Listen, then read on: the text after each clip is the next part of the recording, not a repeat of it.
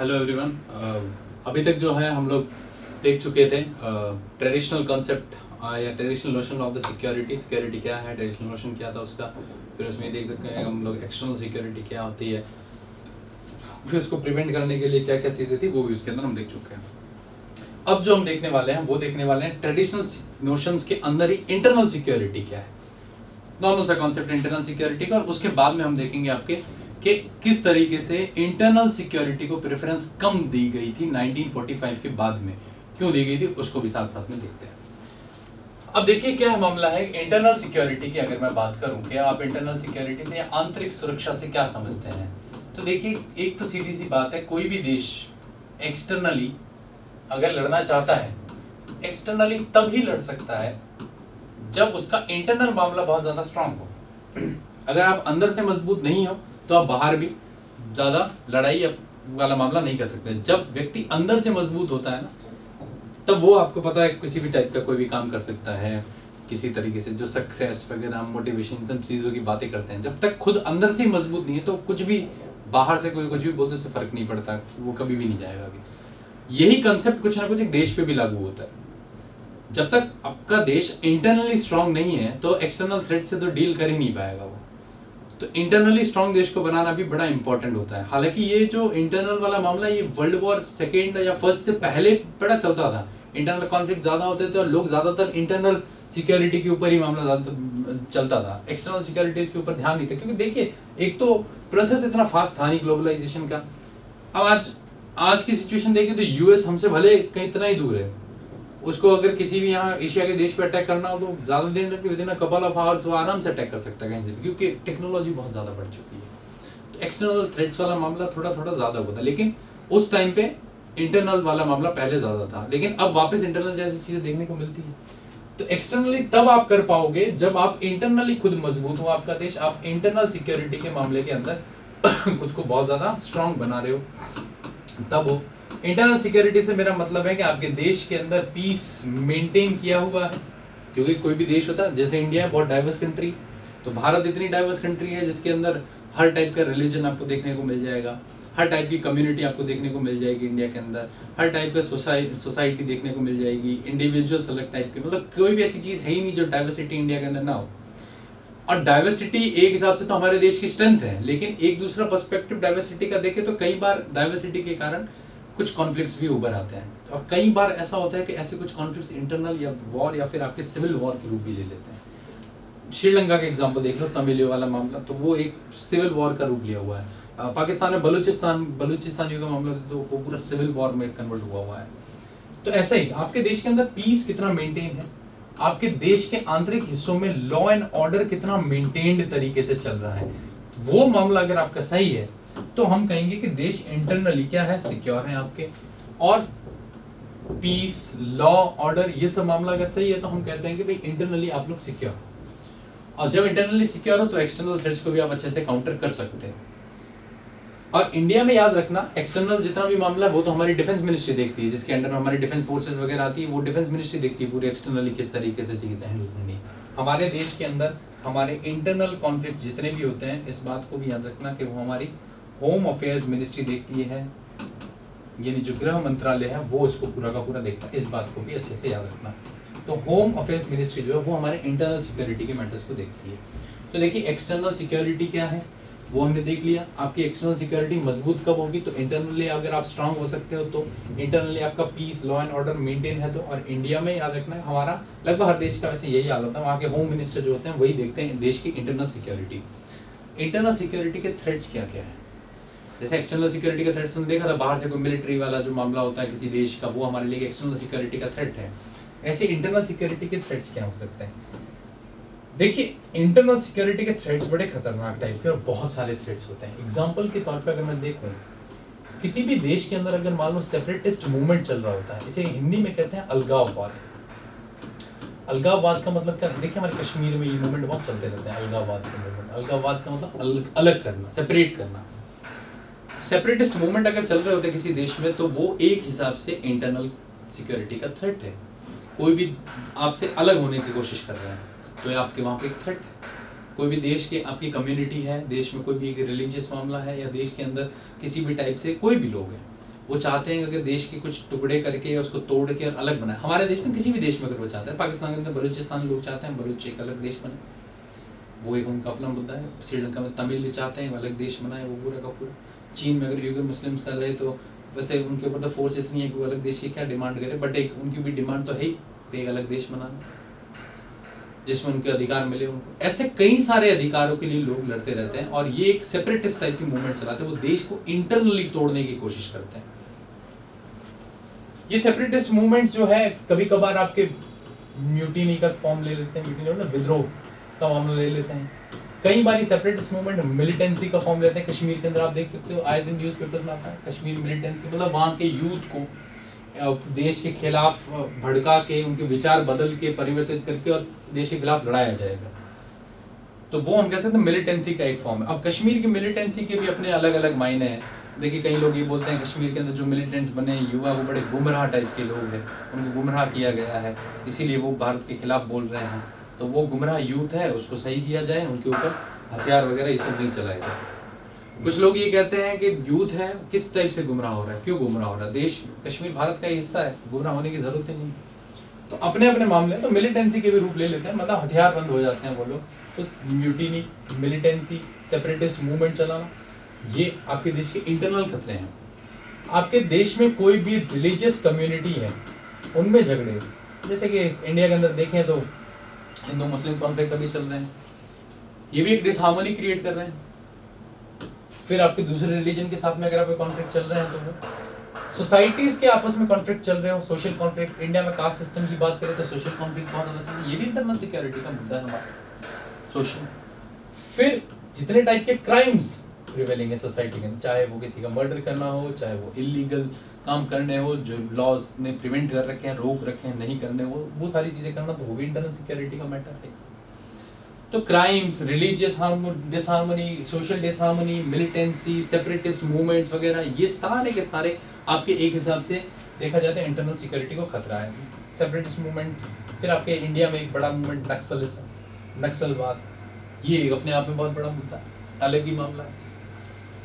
नक्सलिज्म का ऐसा सिचुएशन है ना इंडिया में कि आज़ादी के बाद का नक्सलिज्म जो शुरू हुआ था इंडिया में, नक्सलबाड़ी गांव से शुरू हुआ था, वो एक अलग विचारधारा थी। जहां तक मतलब मैंने उन चीज़ों को देखा, एक अलग विचारधारा थी। जैसे जैसे समय बदलता गया नक्सलाइट्स की विचारधारा कुछ और हो गई। मतलब पहले कभी जमींदारों के खिलाफ ये लड़ाई हुआ करती थी, अब जो लड़ाई है सरकार के खिलाफ हो गई है। और अभी अगर प्रेजेंट फॉर्म में मैं देखूं तो मुझे एक अलग ही नया रूप देखने को मिलता है। न तो सरकार के खिलाफ है, न ही आपके किसी जमींदार के खिलाफ है। ये लड़ाई कुछ लोगों के इंटरेस्ट के साथ में जुड़ गई है। कुछ चंद लोग जो है इसको मस्टर्ड कर रहे हैं, यूज कर रहे हैं अपनी वोट पॉलिटिक्स के लिए भी। पॉलिटिक्स में तो ऐसी चीजें करते हैं लोग, बट उसको इस तरीके से यूज किया जा रहा है नक्सलिज्म को। तो एक पूरा का पूरा मामला ही अलग हो गया है। कम्युनिस्ट विचारधारा थी इनकी भी, आपको भी पता होता है, एक्सट्रीम रेडिकल कम्युनिज्म वाला मामला। फिर देश के आंतरिक हिस्सों में देखिए टेररिज्म भी एक हिसाब से है, तो टेररिज्म वैसे एक एक्सटर्नल थ्रेट, बट इंटरनल का मामला ज्यादा है। टेररिज्म, टेररिस्ट कभी भी बॉर्डर्स के ऊपर आके और इस तरीके से खड़े नहीं रहेंगे आपके सामने जैसे दूसरे देश की आर्मी होती है, या आपके देश के अंदर घुसेंगे। और देश के आंतरिक हिस्सों पे जैसे ताज का हमला ले लो अगर आप, तो वो एक टेररिस्ट हमला ही था, तो इंटरनल सिक्योरिटी का मैटर है वो। फिर आपके पठानकोट का हमला ले लो एयरबेस वाला, पार्लियामेंट अटैक ले लो, अहमदाबाद के अक्षरधाम के अटैक ले लो, ये सारे हमारे इंटरनल सिक्योरिटी के मुद्दे। कहीं ना कहीं लूपहोल्स होते हैं और इन्हें मौके मिल जाते हैं हमारे इंटरनली हमें वार करने की। तो टेररिज्म भी एक इंटरनल सिक्योरिटी का मुद्दा है, नक्सलिज्म भी है, रिलीजियस डिसहार्मनी, सोशल डिसहार्मनी। एक साथ साथ में आजकल जो बहुत ज्यादा प्रेवलेंट है साइबर क्राइम, या दूसरे बात में कहते हैं साइबर सिक्योरिटी। तो ये साइबर क्राइम्स आज के टाइम में लोगों की प्राइवेसीज को लीक करना, और देश की जो मेन डॉक्यूमेंट्स वगैरह ऑनलाइन जितने भी सिस्टम के अंदर है उसको हैक करना, बैंकिंग सिस्टम्स को हैक करना, मनी ट्रांसफर्स को हैक करना, ये सारे के सारे साइबर क्राइम्स है। न्यूक्लियर पावर प्लांट्स जो चल रहे होते हैं कई बार उनको हैक कर दिया जाता है। तो ये सारे के सारे साइबर क्राइम्स जो है ये भी देश की आंतरिक असुरक्षा को बढ़ा देते हैं, तो आंतरिक सुरक्षा को कहीं ना कहीं खतरा देते हैं। इंटरनल सिक्योरिटी को हमें एक हिसाब से थ्रेट है ये पूरा का पूरा। तो ये इंटरनल सिक्योरिटी के थ्रेट्स हैं, आप इस बात को अच्छे से याद रखना। तो इंटरनल सिक्योरिटी होती क्या है, तो मैंने बता दिया आपको कि इंटरनल सिक्योरिटी का मतलब है कि आपके देश के अंदर के हिस्सों में लॉ एंड ऑर्डर और पीस कितना मेंटेन्ड है, वो आपकी इंटरनल सिक्योरिटी है। ये ट्रेडिशनल सिक्योरिटी का ही कॉन्सेप्ट है। अभी तक नॉन ट्रेडिशनल सिक्योरिटी के ऊपर मैं आया नहीं हूँ, हालांकि टेररिज्म तो एक नॉन ट्रेडिशनल सिक्योरिटी के अंदर आएगा वैसे, बट यहाँ पे एक नॉर्मली एक एग्जांपल के तौर पे बता रहा हूँ कि है इंटरनल सिक्योरिटी का मुद्दा। और ये सारे जो मुद्दे हैं ये हमारे देश की आंतरिक सुरक्षा को लेके ये मुद्दे हैं। अब ये हर मुद्दा अपने आप में एक बहुत बड़ा चैप्टर है। कोई भी सेपरेटिस्ट मूवमेंट हो गई, मिलिटेंसी हो गई, रिलीजियस, सोशल डिसहार्मनी, क्राइम्स वगैरह, ये सारे अपने आप में अगर एक्सप्लेन करने जाए तो हर टॉपिक के ऊपर 1-1 घंटे 2-2 4-4 घंटे बातें की जा सकती है। बट हमें एक ब्रॉड पर्सपेक्टिव देखना है हमारे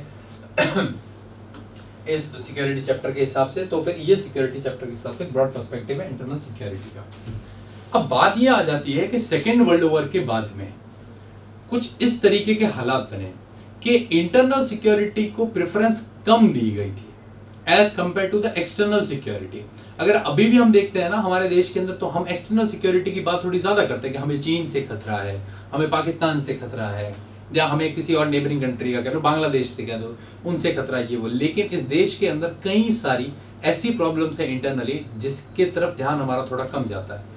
लेकिन वाकई में अगर देखें तो इनकी इंटेंसिटी अब इतनी ज्यादा बढ़ चुकी है कि एक्सटर्नल थ्रेट्स तो बहुत ज्यादा कम लगते हैं इनके सामने।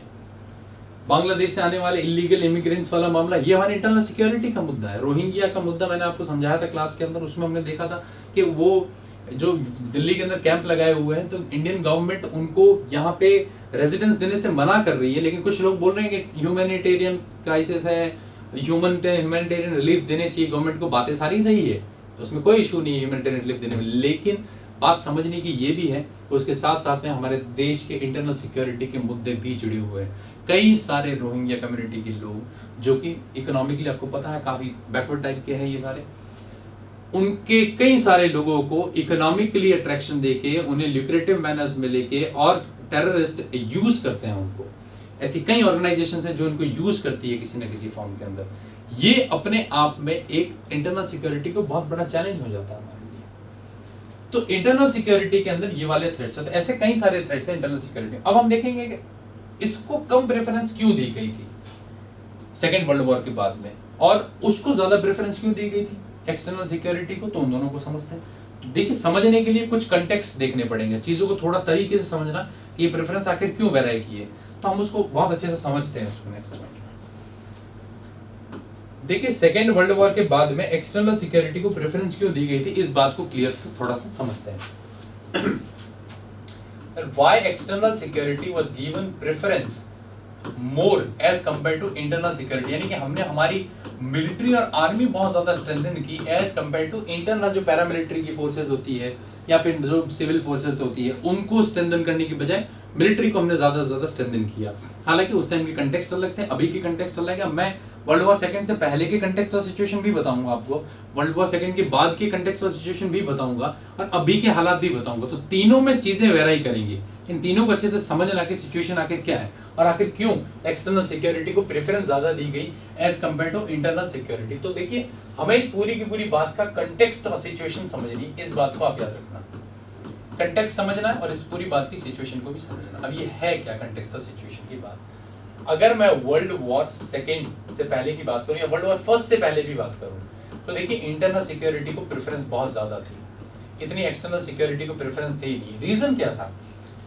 वर्ल्ड वॉर सेकेंड से पहले या वर्ल्ड वॉर फर्स्ट से पहले अगर आप देखोगे दुनिया के मैप को उठा के और सारी कंट्रीज की और गौर से, तो आपको कुछ चीजें थोड़ी अलग दिखेंगी। वर्ल्ड वॉर सेकेंड से पहले और वर्ल्ड वॉर फर्स्ट से पहले ये जो नेशन स्टेट्स हमें दिख रहे हैं ना, ये थे ही नहीं, एग्जिस्ट नहीं करते थे। किंगडम्स एग्जिस्ट करती थी, धीरे धीरे नेशन स्टेट के कॉन्सेप्ट आए। जर्मनी तो 1871 के आसपास यूनिफाई हुआ है, इटली 1871 के आसपास यूनिफाई हुआ है। ऐसे करके कई सारे नेशन स्टेट्स तो बने आपके लगभग वर्ल्ड वॉर के होने के 20, 30, 40 साल पहले ही है।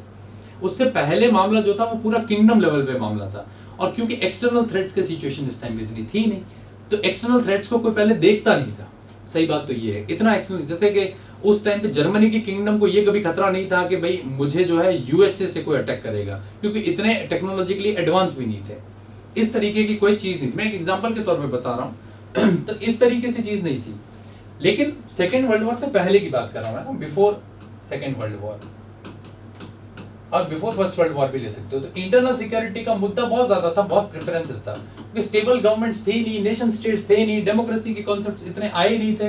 तो कहीं ना कहीं ये था कि इंटरनली मामला थोड़ा ज्यादा गड़बड़ है as compare to external threats के मामले में। ये context of situation world war second से या वर्ल्ड वॉर फर्स्ट से पहले की थी। वर्ल्ड वॉर सेकेंड तक लगभग नेशन स्टेट्स काफी बन गए थे, लेकिन इंटरनली अब इनको धीरे धीरे मामला इंटरनल सिक्योरिटी का इनका दबने लगा, एक्सटर्नल मामला थोड़ा ज्यादा होने लगा। और वर्ल्ड वॉर सेकेंड ने तो पूरा बता ही दिया हमें कि एक्सटर्नल थ्रेट्स बहुत ज्यादा है। देश आपस में ऐसे लड़े थे, लाखों करोड़ों लोग मारे गए थे, और इससे एक इतनी ज्यादा इंटेंसिटी लेवल के ऊपर हम पहुंच गए कि इंटरनल सिक्योरिटी का मुद्दा दबा दिया हमने हमेशा ये, फिर हमने यही सोचने लगे कि एक्सटर्नल सिक्योरिटी को ज्यादा प्रेफरेंस देनी चाहिए, एक्सटर्नल सिक्योरिटी का मामला ज्यादा है। एक तो ये before world war internal security का मामला ज्यादा था, समझे, क्योंकि उस टाइम पे इतने ज्यादा कोई नेशन स्टेट्स के कॉन्सेप्ट नहीं बने हुए थे। जर्मनी, इटली ये सब बने सारे के सारे बाद में 1871 72 आपके इस टाइम पीरियड में बने हैं। फिर धीरे धीरे वो नेशन स्टेट तक बने और फिर नेशंस में आपस में राइवलरी शुरू होती है। लेकिन उससे पहले मामला सारा इंटरनली था, सीक्रेट ट्रीटीज बहुत सारी होती थी। इन्हीं सीक्रेट ट्रीटीज के कारण तो फर्स्ट वर्ल्ड वॉर भी हुआ था। तो ऐसी सिचुएशंस कुछ बना दी थी आपके वर्ल्ड वॉर सेकेंड से पहले की सिचुएशंस की बात कर रहा हूँ। तो ये इंटरनल जो प्रेफरेंस है या इंटरनल सिक्योरिटी का मामला ये ज्यादा था वर्ल्ड वॉर सेकेंड से पहले। तो वर्ल्ड वॉर सेकेंड के बाद में क्या हुआ, देखिए कंटेक्स्ट पूरा का पूरा चेंज हो गया। आफ्टर वर्ल्ड वॉर सेकेंड हुआ क्या, ये सिचुएशन पूरी चेंज हो गई। चेंज कैसे हुई, देखिए वर्ल्ड वॉर सेकेंड के बाद के कंटेक्स्ट और सिचुएशन देखना। मैंने वर्ल्ड वॉर सेकेंड से पहले के कंटेक्स्ट और सिचुएशन बताए, बाद में क्या होता है। लगभग वर्ल्ड वॉर हुआ सेकेंड और उसके बाद वाली चीज अगर देखोगे तो कई सारे देशों में आपको स्टेबल गवर्नमेंट देखने को मिलेगी। एग्जांपल के तौर पे देखिए यूएसए में एक स्टेबल गवर्नमेंट थी, लोकतांत्रिक सरकार थी, एकदम सही बात है। यूएसएसआर की अगर मैं बात करूं तो यहाँ पे देखिए कम्युनिस्ट रिवॉल्यूशन या सोशलिस्ट रिवॉल्यूशन 1917 के अंदर हो गया था, 1917 के अंदर, जब वहां पे जार को हटाया गया था। रशियन रिवॉल्यूशन जिसको कहते हैं, हम पढ़ते हैं अक्टूबर रिवॉल्यूशन, फरवरी रिवॉल्यूशन।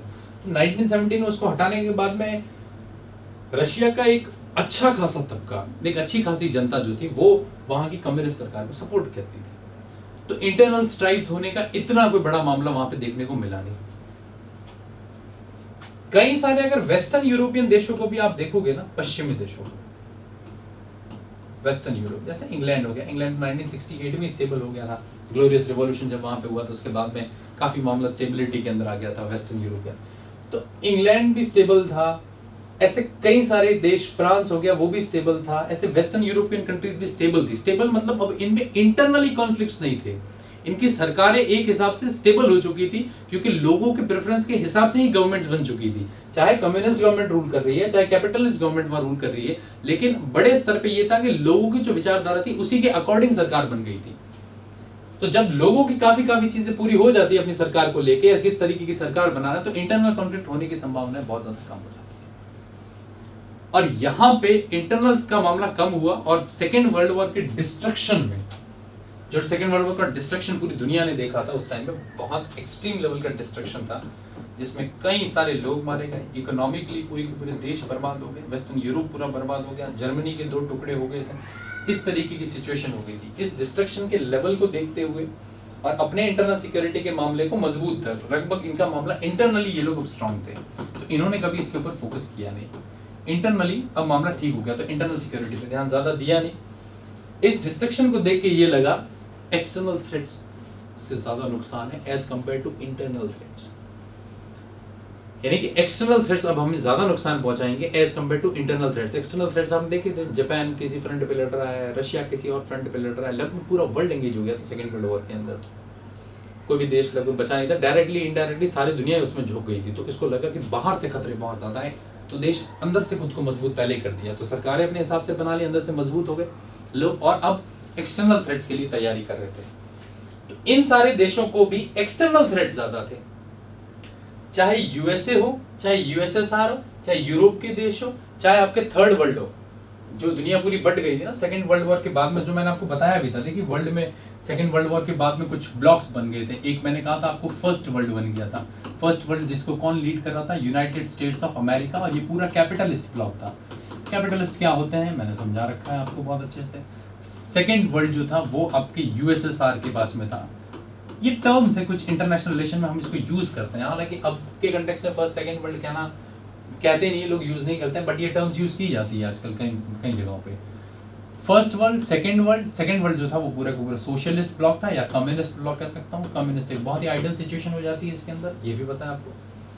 और एक थर्ड वर्ल्ड भी था। थर्ड वर्ल्ड कौन सा वाला वर्ल्ड था? वो था वो देश जो अभी इमर्ज हो रहे थे, जैसे इसमें इंडिया वगैरह आ जाते हैं, डेवलपिंग कंट्रीज जो अभी बाहर निकल रही थी इन सारी चीज़ों से, मतलब कॉलोनीज से जस्ट आज़ाद हो रही थी 1950 के बाद में, कॉलोनीज से जस्ट आज़ाद हो रही थी, लोकतंत्र के नए कॉन्सेप्ट अपनाए थे, अपनी सरकारें बनाने की कोशिश कर रहे थे। अब इन सब के सामने थ्रेट्स, एक्सटर्नल थ्रेट्स का मामला ज़्यादा था उस टाइम पे। अब वो क्या एक्सटर्नल थ्रेट्स थे इन सब के लिए, तो उसको भी अपन देख लेते हैं। तो वर्ल्ड जो 3 ब्लॉक में बटा था, इन्हीं के एक्सटर्नल थ्रेट्स की बात करो, क्योंकि इन्होंने इस डिस्ट्रक्शन को देखा था। इस डिस्ट्रक्शन के हिसाब से सब ने अपने अपने अंदाजे लगा दिए। देखिए ये दोनों ब्लॉक तो आपस में वैसे ही एक दूसरे से बनती नहीं थी, तो थ्रेट क्लियर थे। अब थ्रेट्स क्या क्या थे तो उसको समझते हैं। क्योंकि वो थ्रेट ज्यादा थे, इसीलिए हमने ज्यादा से ज्यादा प्रेफरेंस जो दी वो आपके एक्सटर्नल सिक्योरिटी को दी। इंटरनल सिक्योरिटी हम धीरे धीरे भूलते चले गए 1945 के बाद में क्या मामला था। अब उसको समझते हैं क्या थ्रेट्स थी वो।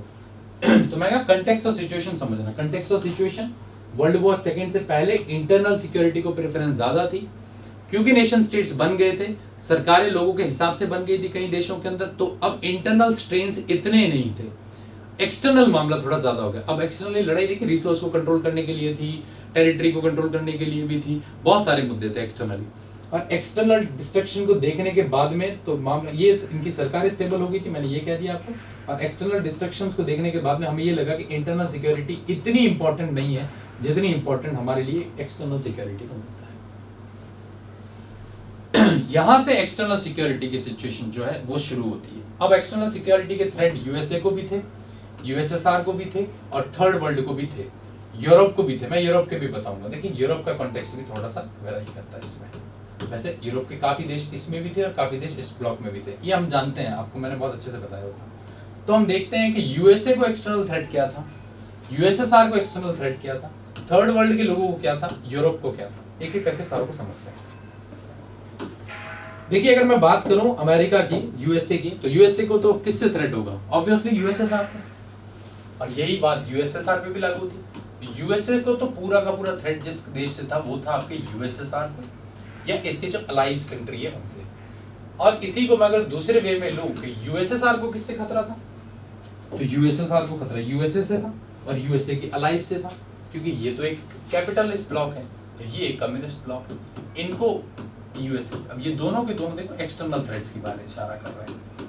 यानी इंटरनली तो इनका मामला स्टेबल हो गया था, बट एक्सटर्नली लार्जली स्टेबल हो गया था। मैं ये नहीं कह रहा हूँ कि एकदम स्टेबल हो गए थे। यूएसए और रशिया के अंदर कॉन्फ्लिक्ट आज भी जारी है, कई सारे लोगों को, बहुत से लोग वहाँ की सरकारों से भी नाखुश है, इस तरीके की चीज़ें चलती रहती हैं, हम भी देखते रहते हैं। But largely they were stable, तो एक्सटर्नल पे ज़्यादा फोकस कर रहे थे। यूएसए को यूएसएसआर से, क्यूबन मिसाइल क्राइसिस अगर आपको याद है तो यूएसए ने आपके टर्की के आसपास मिसाइल्स जो थी वो लगा दी थी वहाँ पे रशिया को काउंटर करने के लिए, और क्यूबा के अंदर रशिया ने न्यूक्लियर मिसाइल्स लगा दी थी और उसको काउंटर करने के लिए यूएसए को। ये कहीं ना कहीं एक्सटर्नल थ्रेट्स था। कई बार लोगों को लगा भी था कि हो सकता है Cuban missile crisis direct conflict में इन्वॉल्व कर दें इनको, बट ऐसी सिचुएशन हुई नहीं। वो क्यों नहीं है वो भी एक अलग मुद्दा है, पढ़ेंगे। तो यूएसए और यूएसएसआर, इन दोनों का आपस में तो मामला था ही था एक दूसरे से। इनके जो ब्लॉक्स थे जिसमें देश बटे हुए थे उनको भी आपस में, जो यूएसए के ब्लॉक में था उसको यूएसएसआर से कहीं ना कहीं एक्सटर्नल थ्रेट लगता था यूएसएसआर के अलाइज के साथ में। सेम यूएसएसआर के जो अलाइज थे उनको यूएसए से थ्रेट था और यूएसए के अलाइज से थ्रेट था।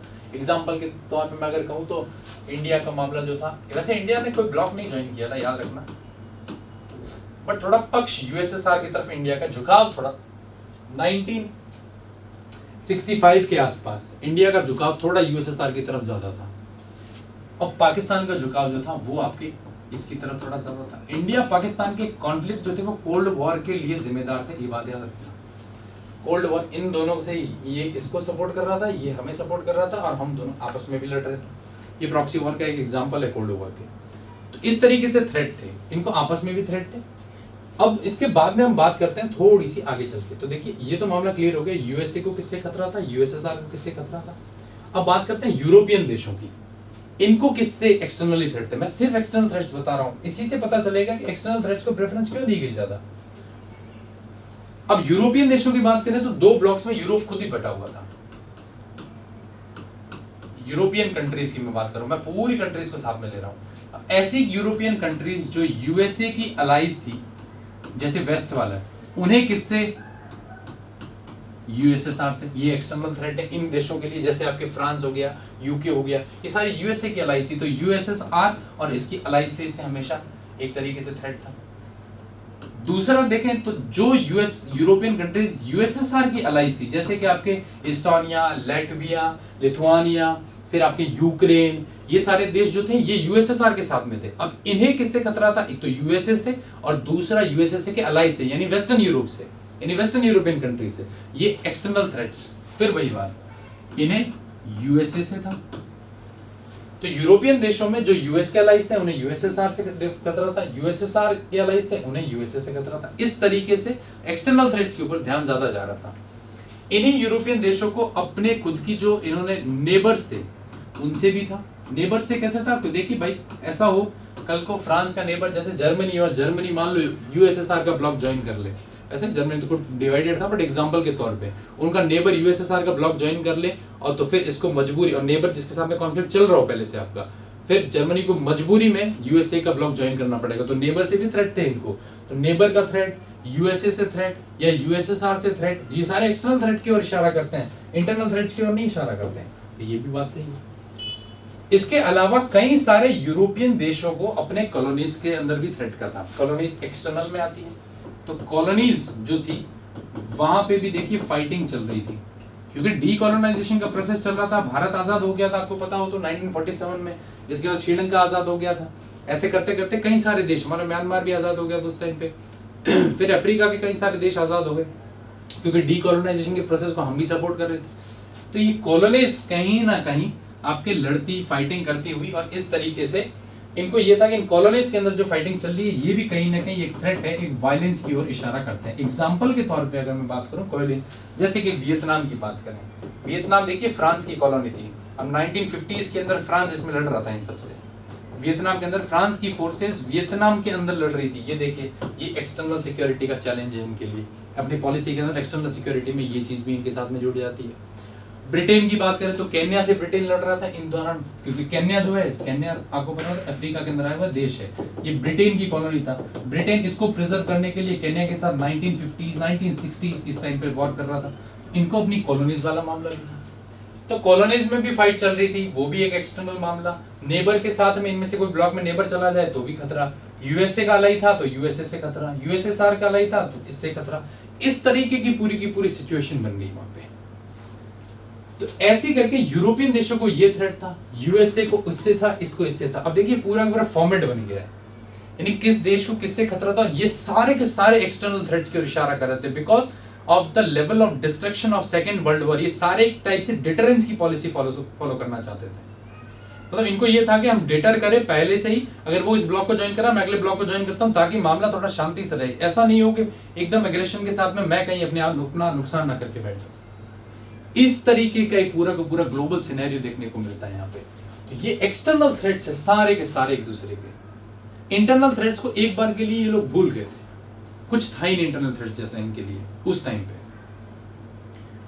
अब थर्ड वर्ल्ड के जो तीसरा विश्व था जो बचा हुआ, मैं जिसकी बात करूंगा, उसके कुछ थ्रेट्स तो ऐसे थे जो सेम इसके जैसे थे, यूरोपियन देशों के थे ना ऐसे। जैसे उनमें से कोई देश अगर इसको ज्वाइन कर लिया तो इसमें, जैसे कि इंडिया ना, पाकिस्तान ने यूएसए को ज्वाइन कर लिया था तो हम थर्ड वर्ल्ड में थे। यूएसए को ज्वाइन कर लिया पाकिस्तान ने, तो हमें खतरा लग गया कि कल को ये अटैक करेगा तो यूएसए तो इसकी साइड में रहेगा, तो हमें यूएसएसआर को मजबूरी में ज्वाइन नहीं करें तो भी उसके साथ टाइज तो अच्छी बनानी पड़ेंगी, ताकि यूएसए की पावर को काउंटर करना पड़ेगा। थर्ड वर्ल्ड की कुछ बातें ऐसी थी जो यूरोप से सिमिलर थी, और कुछ बातें ऐसी थी जो यूरोप से डिफरेंट थी। और वो जो डिफरेंट वाली बातें थी ना, वो धीरे धीरे इनके इंटरनल कॉन्फ्लिक्ट बढ़ने लगे।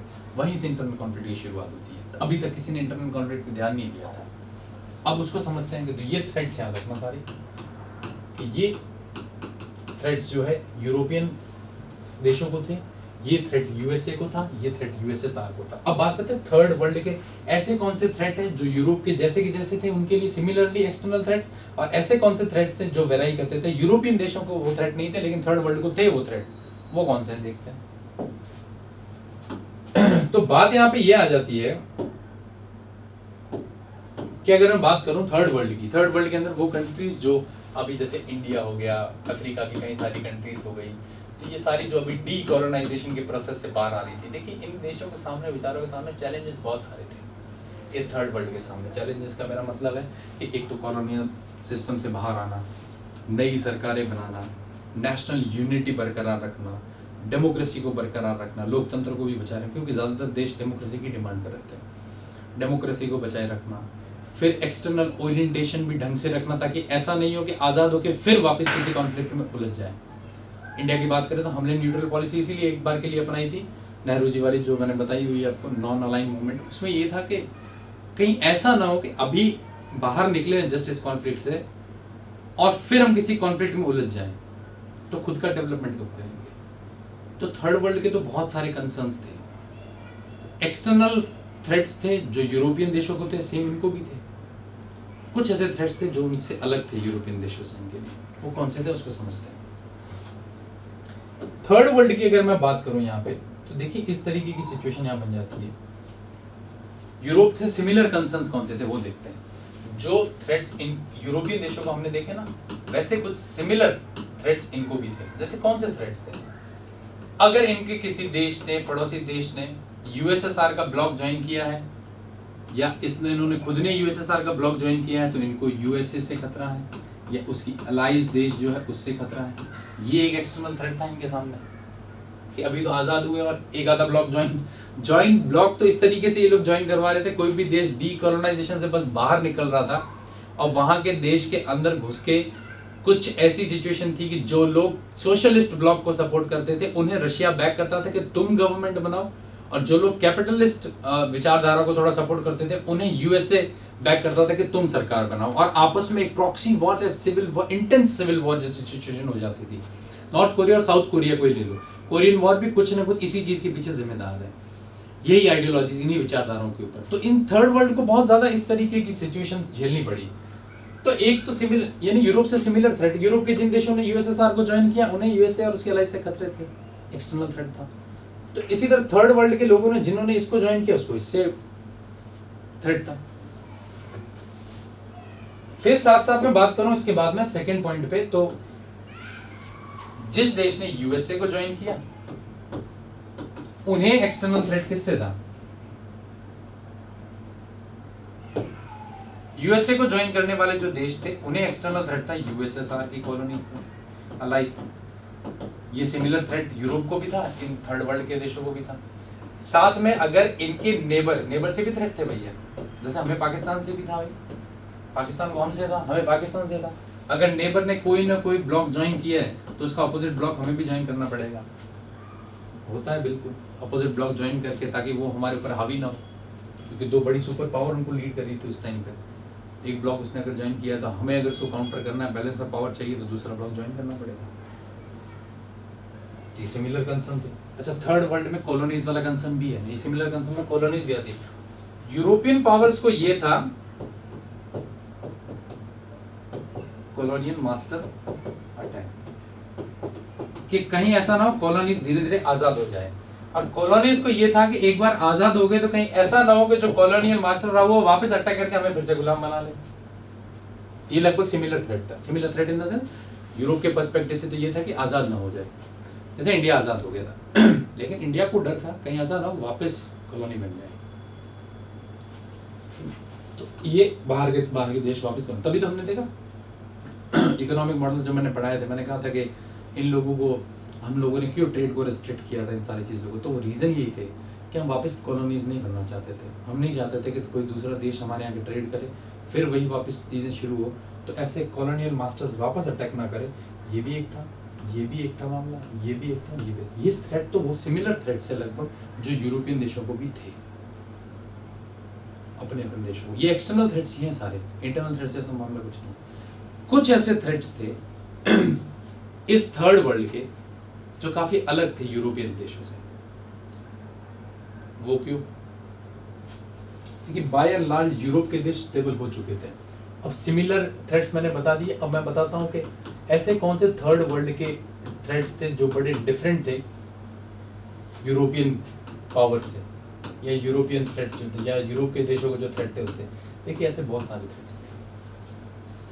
एग्जाम्पल के तौर पे अगर मैं बात करूँ ऐसे डिफरेंट थ्रेड्स की, तो एक तो सीधा सा मुद्दा सामने उठ के आ जाता है, अगर हम देखें तो ये देश जो आज़ाद हुए थे इनके अंदर सेपरेटिस्ट मूवमेंट चलने लगे धीरे धीरे, मतलब अलगाववाद वाले मूवमेंट, यानी इंटरनल सिक्योरिटी वाला मामला, इस तरीके का एक मामला देखने को मिल गया। इनको ये था कि पड़ोसी देश से कुछ ऐसा था कि यूएसए से इतना खतरा नहीं है, यूएसएसआर से भी इतना खतरा नहीं है जितना खतरा हमें हमारे पड़ोसी देश से है, हमें हमारे नेबर्स हैं। एग्जाम्पल के तौर पे इंडिया जब आज़ाद हुआ तो हमने ये नहीं सोचा कि यूएसए हमें कितना खतरा करेगा या यूएसएसआर कितना खतरा, इससे ज़्यादा हमने ये मैटर किया हमारे लिए हमारा नेबर कंट्री हमें कितनी नुकसान पहुंचा सकती है। जबकि यूरोपियन देशों में नेबर कंट्री का इतना मामला नहीं था देखने को, क्योंकि वेस्ट तो पूरा एक साइड ही था, पूरा ईस्ट वाला मामला एक साइड था, तो इतना नेबर का नहीं था। लेकिन हमें हमारे लिए नेबर के पाकिस्तान में बहुत जगह नुकसान पहुँचाया भी है। हमारे जितने भी आर्म कॉन्फ्लिक्ट हुए पाकिस्तान के साथ, इकोनॉमिकली हालत हमारी भी बहुत ख़राब हुई है। तो ऐसा एक खतरा हमें था, श्रीलंका की ओर से भी था। हालांकि श्रीलंका की ओर से तो ऐसा कोई मेजर खतरा नहीं था, बट ज़रूर कुछ छोटे मोटे फॉर्म्स में थे। नेबर कंट्रीज वाला डिफरेंट एक मामला था, एक तो ये आ जाता है। दूसरा मामला ये जाता है कि इन देशों के अंदर अभी सेपरेटिस्ट मूवमेंट्स होने शुरू हो गए, क्योंकि अभी नए नए आज़ाद हुए थे, लोग डाइवर्स थे, डिमांड्स बहुत सारी थी, अलगाववाद वाले मुद्दे शुरू हो गए, क्योंकि ये तो बाय एंड लार्ज स्टेबल हो चुके थे, यूएसए, यूएसएसआर, वेस्टर्न यूरोप। किस तरीके के सेपरेटिस्ट मूवमेंट की मैं बात कर रहा हूँ। भारत आज़ाद हुआ उसके बाद अगर आप थोड़ा सा इंडिया का कंटेक्स्ट देखोगे ना, जैसे कि लैंग्वेज डाइवर्सिटी के ऊपर मुद्दा आ गया था, तो आंध्र प्रदेश को बनाया गया, फिर स्टेट रीऑर्गेनाइजेशन के मुद्दे लाए गए। ये एक हिसाब से देश के अंदर, मतलब मैं ये नहीं कह रहा कि वो कोई अलगाववाद का मुद्दा था, लेकिन उन्होंने एक अलग राज्य की जरूर डिमांड की लैंग्वेज के तौर पे। नॉर्थ ईस्टर्न स्टेट्स को अगर हम देखते हैं तो उन्होंने भी डिमांड इसी तरीके से की, अलग स्टेट्स बनाए जाए, लेकिन उन सबको एक बार के लिए लगभग सारों को असम के साथ में हमने डाल दिया था। लेकिन चाइना का वॉर हुआ, उसके बाद में हमने उसको धीरे धीरे स्टेट रूट्स बनाने शुरू किए, उनके मुद्दों को हमने सुनना शुरू किया था। तो ऐसे सेपरेटिस्ट मूवमेंट देश के अंदर चलते हैं। इंडिया की बात करें, खालिस्तान मूवमेंट एक सेपरेटिस्ट मूवमेंट है। अहोम राष्ट्र की मांग करना असम के अंदर एक सेपरेटिस्ट मूवमेंट है। द्रविड़ राष्ट्र की मांग करना साउथ इंडिया के अंदर एक सेपरेटिस्ट मूवमेंट है। ये वो सेपरेटिस्ट मूवमेंट है जो कहीं ना कहीं आंतरिक रूप से देश को कमजोर बनाते हैं, तोड़ते हैं। ऐसे मुद्दों से डील करना बड़ा भारी पड़ गया था, क्योंकि ये नई बनी हुई सरकारें थी, ये सरकारें नए तौर पे बन रही थी सारी की सारी, अभी इनको इतने एक्सपीरियंस नहीं थे। यूरोप वगैरह इनके मामले बहुत एडवांस में थे, ये डेमोक्रेसीज बहुत पहले बन चुके थे, इंटरनली ये लोग अपने आप को बहुत स्टेबल कर चुके थे पहले। हमने डिमांड्स ही अब देखी है नहीं, सरकारें बनी अब नहीं, तो इस तरीके की डिमांड जब हमारे सामने आती है तो हमारे लिए एक चैलेंजिंग मुद्दा हो जाता है एज कम्पेयर टू बाहर की पावर्स को देखने के अंदर यूनिटी कैसे बनाए। और नेशन बिल्डिंग के चैलेंज में एक चैलेंज यूनिटी का भी चैलेंज था, अपने लोकतंत्र को बनाए रखने का भी एक चैलेंज था, इस तरीके की भी बात थी। तो सेपरेटिस्ट मूवमेंट्स ने कहीं ना कहीं हमारे देश को तोड़ा, इन द सेंस तोड़ने की कोशिश की, हमारे देश को भी, ऐसे कई सारे देशों को। अफ्रीकन देशों को देख लो आप, कॉन्गो के अंदर आज भी हालात ऐसे कैसे हैं। अब मिडिल ईस्ट के अंदर देख लो, सेपरेटिस्ट मूवमेंट मिडिल ईस्ट में तो सबसे टॉप लेवल के ऊपर है। सीरिया के क्राइसिस देख लो, सूडान के क्राइसिस आप देख लो, कॉन्गो के क्राइसिस आप देख लो, नामीबिया के क्राइसिस देख लो, लेबनान के क्राइसिस आप देख लो, सब जगह पे एक ही टाइप की सिचुएशन के these countries are dealing with the separatist movements. तो इनके लिए आंतरिक सुरक्षा के मुद्दे ज्यादा इंपॉर्टेंट हो चुके थे उस टाइम तक, क्योंकि बाय एंड लार्ज इनको लगने लगा एक्सटर्नल वर्ल्ड थोड़ा हमारे लिए कम प्रेफरेंस वाला मामला है। इस तरीके की सिचुएशन एक बन गई। और अगर पूरे बात का कंक्लूजन भी देखें ना हम, तो इस तरीके के मुद्दे इनके सामने आए। यहाँ पे इनके मिलिटेंसी, मैंने आपको बताया ही था, इंटरनल मुद्दा था। इस तरीके की सिचुएशंस भी देश के अंदर देखने को मिली, मिलिटेंसी, इंसर्जेंसी, इलीगल इमिग्रेंट्स वगैरह, ऐसे कई सारे मुद्दे इनके सामने आए जो यूरोप के अंदर अब देखने को नहीं थे, क्योंकि European countries by and large stable हो चुकी थी अंदर से। लेकिन हमारे यहाँ पे थे ये सारे मुद्दे सामने पड़े थे, हमारे धर्म के नाम पे लड़ाइयाँ चल रही थी। तो इन मुद्दों ने ये डिफरेंट सिचुएशंस थी, हमारी सिचुएशंस डिफरेंट थी, लेकिन फिर भी एक्सटर्नल सिक्योरिटी को बढ़ावा ज्यादा दिया जाए। किसी भी देश के अंदर जेनोसाइड हो रहा हो, जेनोसाइड में समझते हैं नरसंहार, ये उस टाइम बहुत हुए। हमारे पार्टीशन को ले लो, पार्टीशन के टाइम पे इतने जेनोसाइड हुए थे, इतने लोगों को मारा गया था। देखिए कम्युनिटी सारी उसमें जिम्मेदार थी, मैं किसी एक के ऊपर दोषारोपण नहीं करता, सारे के सारे देश, सारे देश, ब्रिटेन तो जिम्मेदार था ही पार्टीशन के लिए, बट इसके बाद में जो हालात हुए थे उसमें जिम्मेदार सब लोग थे। किसी भी एक सरकार को दोष देना या एक धर्म को दोष देना गलत है। By and large everyone was involve in that. ये जेनोसाइड का मामला, ये मुद्दे एकदम अलग ही थे जो अभी हम झेल रहे थे, सारे थर्ड वर्ल्ड के लोग झेल रहे थे। और अगर इस पूरी बात के कंक्लूजन के ऊपर मैं आऊं ना कि भाई कंक्लूजन क्या था, तो देखिए ये था कि 1945 के आसपास तो ठीक है, हमने मान लिया कि एक्सटर्नल सिक्योरिटी का मामला ज़्यादा था, ये था वो था, ब्लॉक्स बनाए सब है। लेकिन 1945 से लेकर 1991 तक अगर हम आए तो, और 91 से लेकर प्रेजेंट की अगर हम बात करें तो देखिए ये जो मुद्दे हैं ना, genocide, militancy, insurgency, separatist movement, फिर आपके ह्यूमन राइट के वायलेशन भी इसमें आ सकता है। मानव अधिकार के वायलेशन जगह जगह पे देखने को मिलते हैं, वायलेशन, नेचुरल कैलेमिटीज की चीज़ें आ सकती है, ह्यूमैनिटेरियन क्राइसिस की चीज़ें आ सकती है। ये इंटरनल जो मुद्दे थे, ये कम से कम इनकी intensity bye and large 200 times बढ़ चुकी थी। आप देख सकते हो 200 गुना इनकी इंटेंसिटी बढ़ चुकी थी। अब दुनिया के अंदर जितने भी मुद्दे जो चल रहे थे, थ्रेट्स जो चल रही थी, उसमें से 95% थ्रेट्स जो थी वो इंटरनल जगह से आ रही थी। बाहर से तो हम देखें तो हमें सिर्फ पाकिस्तान से चलो एक खतरा है, या हम कहते हैं कि हमें चीन से खतरा है। अभी की मैं बात करूं तो पाकिस्तान अटैक कर सकता है हमारे ऊपर, तो उससे एक हमें थ्रेट है और दूसरा चाइना से हमें थ्रेट है। लेकिन इंटरनली अगर हम देखें, जगह जगह पे थ्रेट है भारत के अंदर। कैसे इंटरनल है? नरसंहार, जेनोसाइड वाले मामले, आए दिन धर्म पे लड़ाइयाँ होती रहती हैं, ये इंटरनल मुद्दा है पूरा। कश्मीर में चलने वाले सेपरेटिस्ट मूवमेंट इंटरनल मुद्दा है पूरा पूरा, वो भी कहीं ना कहीं। क्राइम रेट्स को देखें, इंटरनल मुद्दा है पूरा पूरा। हर वर्ग को परसुएट करना, उसको साथ लेके चलना, ये अपने आप में एक बहुत ज्यादा चैलेंजिंग टास्क हो गया। और इंडिया में आप जितनी भी न्यूज आती है, अगर आप उसको भी देखोगे तो बाय एंड लार्ज इंटरनल मुद्दों की न्यूज ज्यादा है as compare to external orientations. तो अब हमें इंटरनल सिक्योरिटी की प्रेफरेंस के ऊपर ध्यान देना चाहिए, ऐसी बात है। लेकिन बात अभी भी एक्सटर्नल सिक्योरिटी के ऊपर मामला प्रेफरेंस ज्यादा दी जाती है। वो क्यों दी जाती है वो मैंने आपको पूरा का पूरा मामला समझा दिया। इस तरीके की सिचुएशन है। अब ट्रेडिशनल सिक्योरिटी क्या होती है हम वो पढ़ चुके हैं।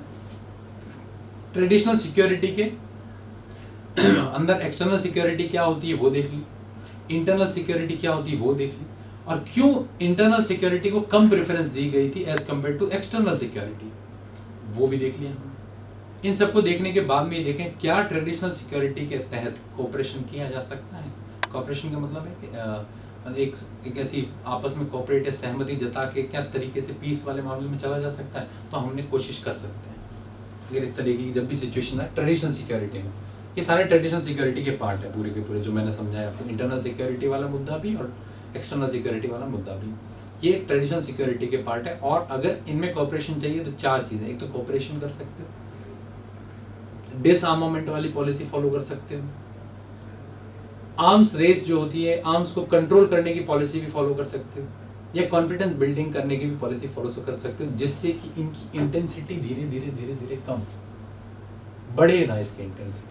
तो ऐसा कुछ मामला फॉलो आप कर सकते हो। उसको देखते हैं हम अगले लेक्चर के अंदर के आखिर इसके ट्रेडिशनल कंसेप्ट में कोऑपरेशन कैसे आप कर सकते हो। तो मिलते हैं अगले लेक्चर के अंदर, तब तक के लिए बहुत बहुत धन्यवाद।